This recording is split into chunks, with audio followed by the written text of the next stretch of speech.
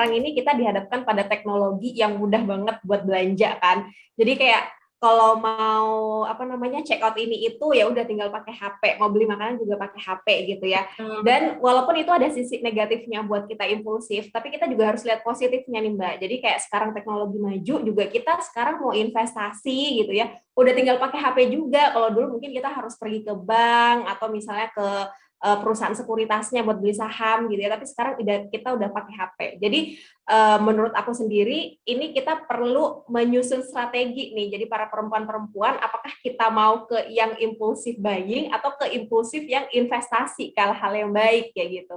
Nah, jadi pertama kali sih sebenarnya kalau dari aku sih kita harus punya self control yang baik dan punya money mindset yang baik.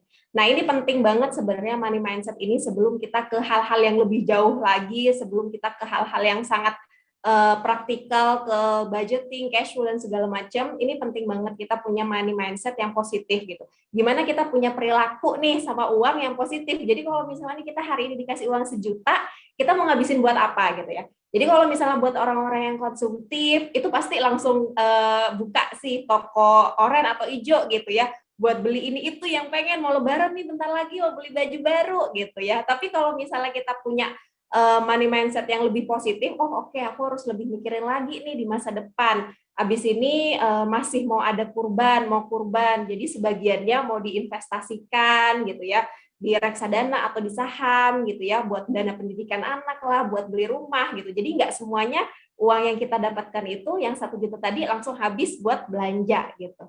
Jadi punya self control yang baik, lalu punya money mindset yang baik, yang positif terhadap uang, itu juga sangat akan membantu buat kita gitu sih. Karena kalau financial planning itu sebenarnya adalah kita ini ngatur hari ini, tapi kita juga mempersiapkan masa depan. Jadi ibaratnya kita ini investasi, kita nabung itu bukan buat siapa-siapa, tapi buat diri kita di masa yang akan datang gitu ya. Jadi kayak ibaratnya kita mempersiapkan juga diri kita di masa yang akan datang supaya tetap happy gitu, supaya tetap lebih sejahtera lagi gitu.